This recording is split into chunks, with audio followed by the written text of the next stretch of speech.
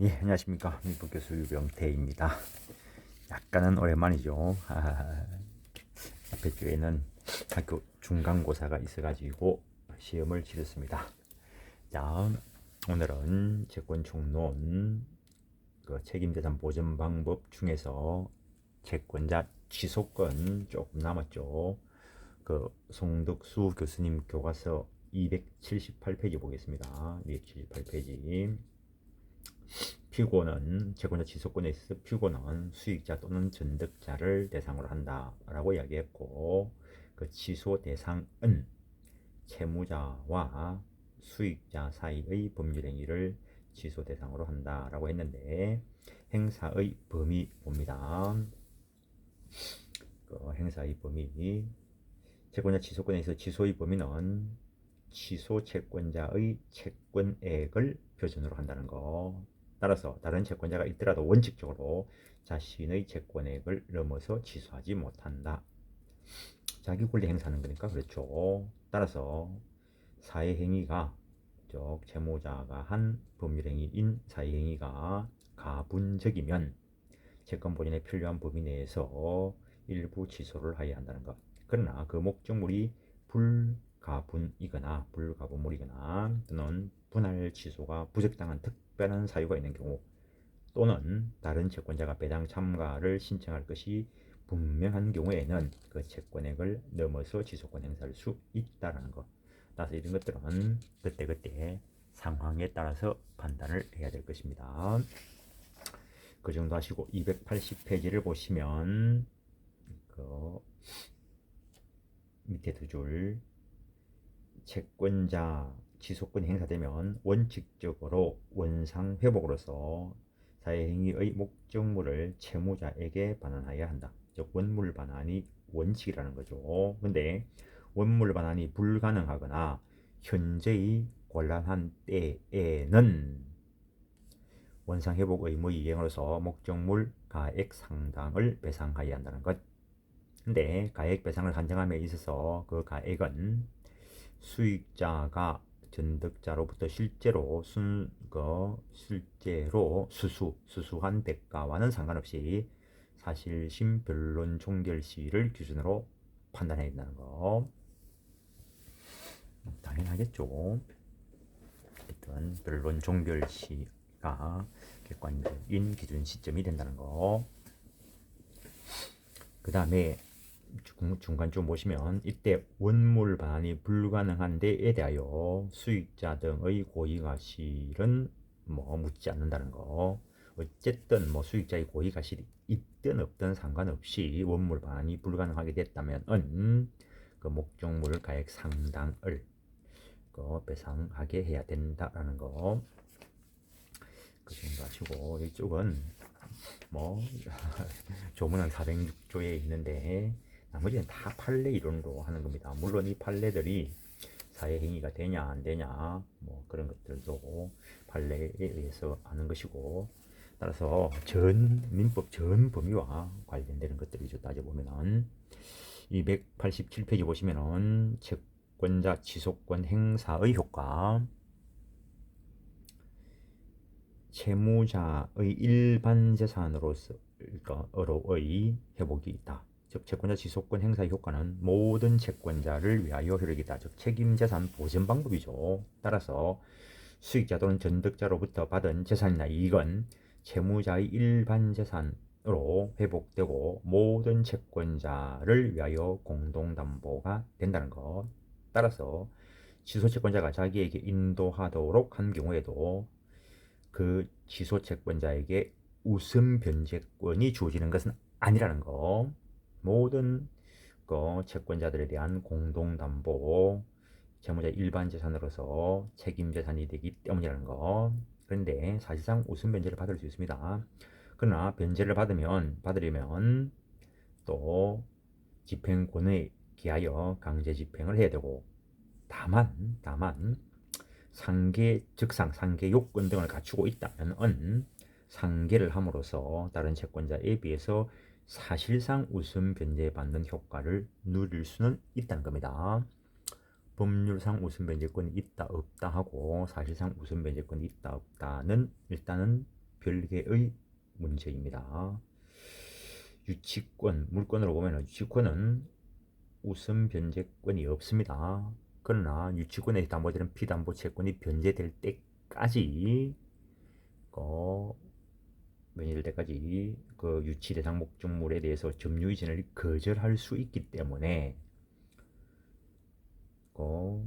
채무자가 물건을 가져가려고 하면은, 또 다른 채무자 아니어도 그 목적물 소유자가 물건을 가져가려고 하면은 그 채무를 변제하고 나서야 가져갈 수 있겠죠. 그래서 유치권에는 법률상 우선 변제적 효력은 없지만 변제받을 때까지 점유 이전 거절할 수 있기 때문에 사실상 우선 변제를 받을 수 있다, 이렇게 표현합니다. 다음에 한편 판례는 사회행위 이후에 채권을 취득한 채권자는, 앞에서도 본 겁니다. 채권의 취득 당시에 사행위 취소에 의해서 회복되는 재산을 채권자의 공동담보로 파악하지 아니한 자이기 때문에 여기서 사행위 취소 원상 회복 효력을 받는 채권자에 포함되지 않는다. 채권자 지속권은 그 채권이 사회행위 이전에 발생했거나 적어도 성립의 기초가 되는 원인 사실이 사회행위 전에 있었고 그 이후에 가까운 장래에 현실화될 수 있는 그런 채권이어야 된다라고 했습니다. 그거하고 연결시켜 보시는 거고, 그 다음 288페이지 상대적 효력을 누린다. 이 부분이 상당히 까다로운 부분이 될 것입니다.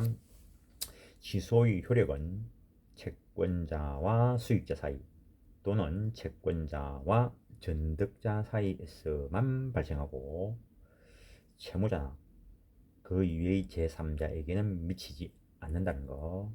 그래서 채권자의 채권 만족을 위해서 일단 채무자에게 회복을 시키는 것이지 채무자에게 효력이 미치는 것은 아니라는 거. 또 채무자와 수익자 사이의 또는 수익자와 전득자 사이의 법률 관계에서에도 영향을 미치지 않는다는 것. 따라서 채무자는 취소 판결이 있다 하더라도 어떤 권리를 취득하는 것은 아니라는 것.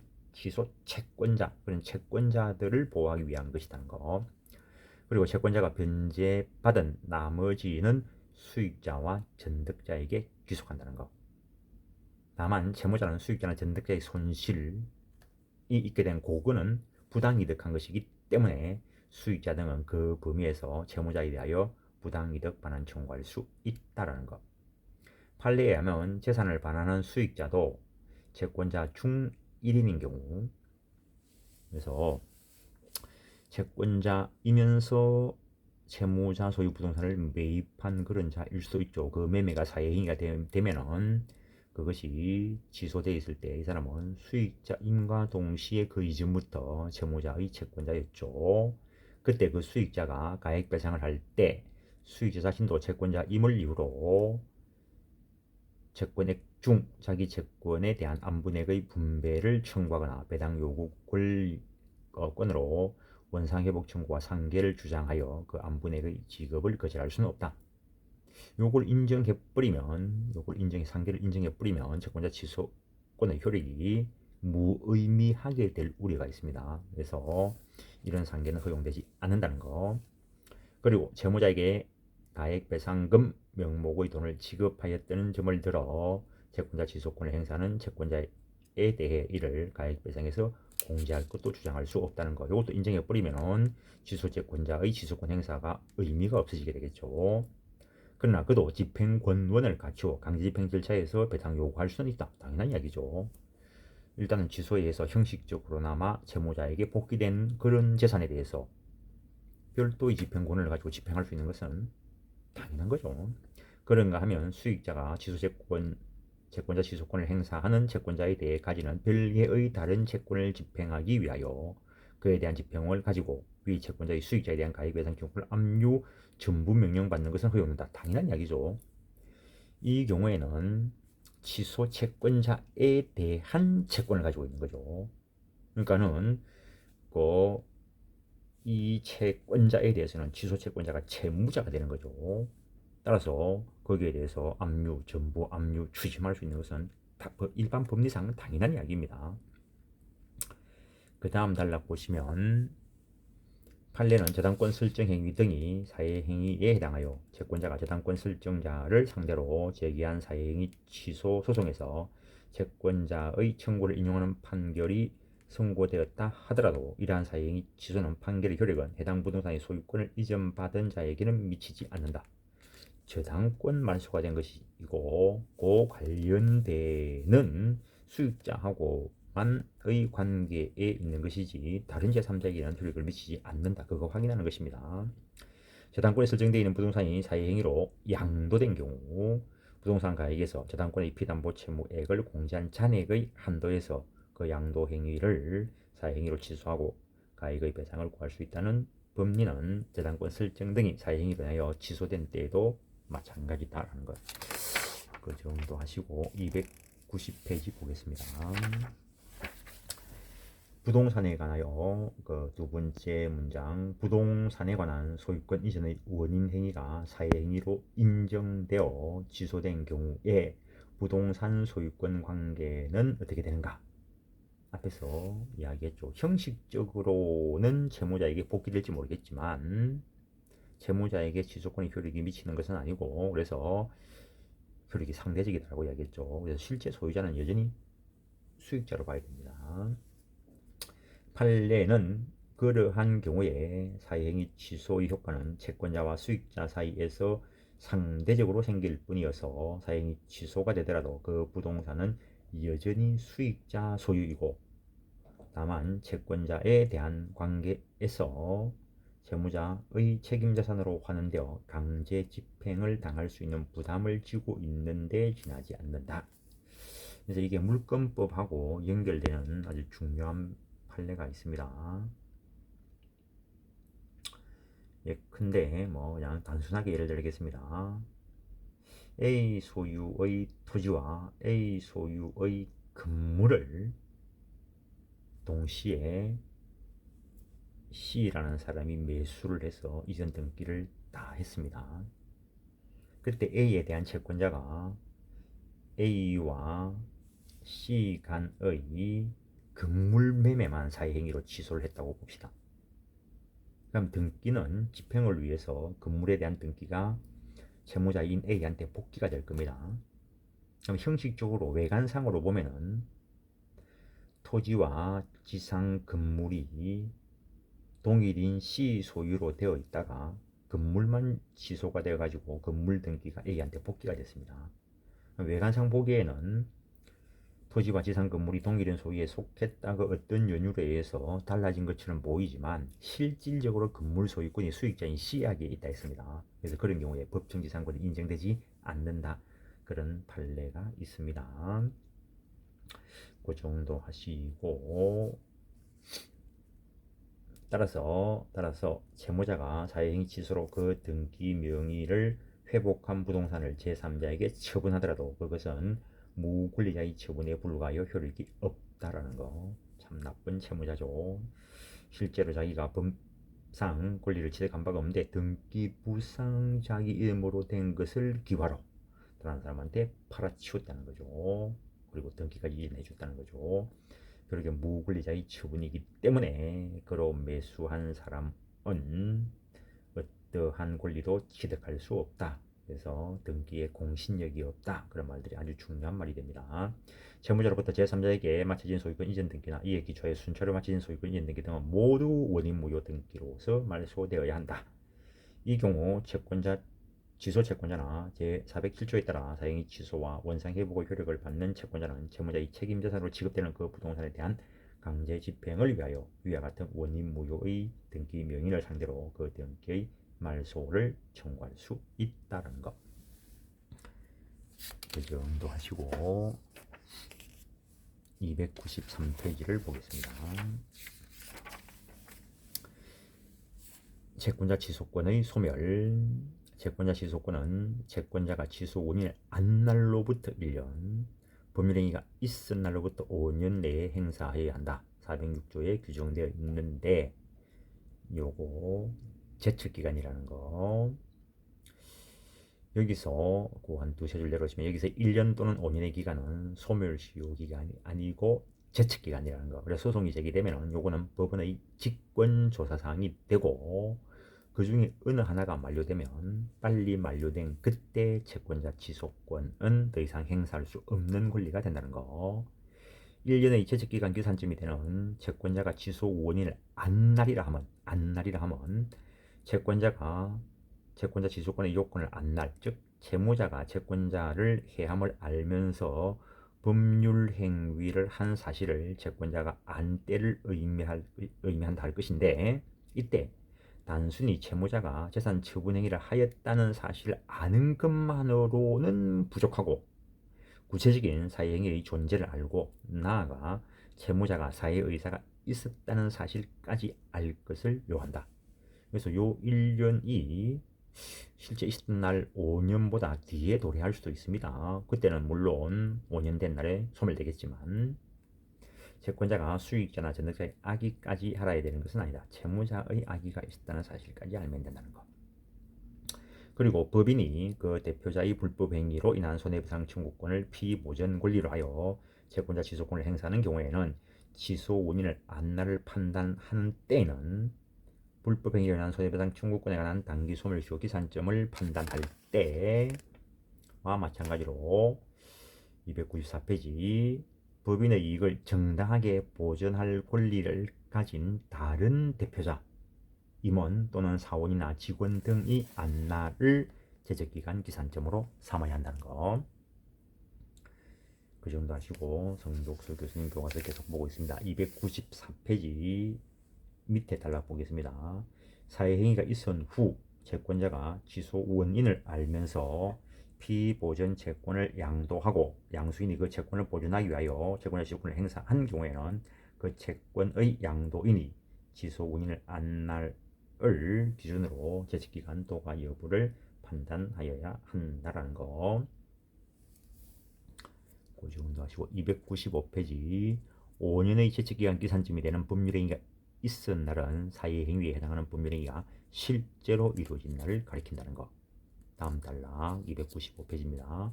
한편 판례에 의하면 채무자 소유의 부동산에 관하여 수익자 명의로 소유권 이전 등기 청구권 보존의 가등기가 되었다가 그 가등기에 의한 소유권 이전의 본등기까지 된 경우 가등기의 등기 원인인 법률행위와 본등기의 등기 원인인 법률행위가 명백히 다른 것이 아니라면 본등기의 기초가 된 가등기의 등기 원인인 법률행위를 제쳐놓고 본등기의 등기 원인인 법률행위만이 취소의 대상이 되는 사회행위라고 볼 것이 아니므로 가등기 및 본등기의 원인행위에 대한 사회행위 취소 등 청구의 제척기간 기산일은 가등기의 원인행위가 사회행위임을 안때라고 할 것이고,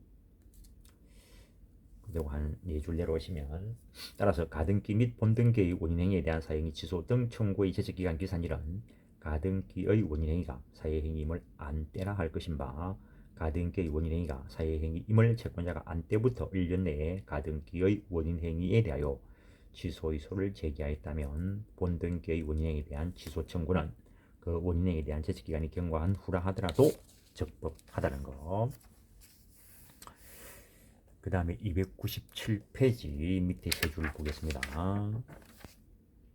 채권자 취소권을 행사하는 경우 채권자는 사회행위의 취소와 원상회복을 동시에 청구할 수 있고 사회행위 취소를 먼저 하고 나중에 원상회복 청구도 할 수 있는데, 후자의 경우에는 사회행위 취소 청구가 위 제척기간 내에 행해졌다면 나중에는 원상회복 청구는 그 기간이 지난 뒤에 할 수도 있다는 거. 당연히 채권자 취소권도 재산권으로서 채무자가 가지는 채권자 취소권을 행사하지 않는다면 그 채무자에 대한 채권자가 채무자의 채권자 취소권을 대위 행사할 수 있고, 그때 기간 준수 여부는 대위 채권자가 아니고 당연히 채권자 취소권 가지는 그 채권자인 채무자를 기준으로 판단해야 된다. 당연한 이야기죠. 그자의 채권자 취소권 행사하는 것이기 때문에. 그 다음에 채권자 지속권을 행사할 수 있는 기간이 지났다는 사실의 증명 책임은 당연히 자기 이익을 지키려고 하는 취소소송의 상대방인 수익자 또는 전득자가 되겠죠. 그래서 이번 시간은 여기까지 하는데, 이 채권자 대위권과 채권자 지속권은 적어도 3명 이상이 나오기 때문에 그림을 그려가면서 봐야 되는데, 참 코로나 사태로 인해서 수업이 이렇게 진행되기 때문에 평면적으로 책을 보면서 할 수밖에 없다는 게 참 안타깝습니다. 일단 이번 시간은 여기까지 하고, 다음 시간에는 다수 당사자의 채권 관계를 보도록 하겠습니다. 예, 수고하셨습니다.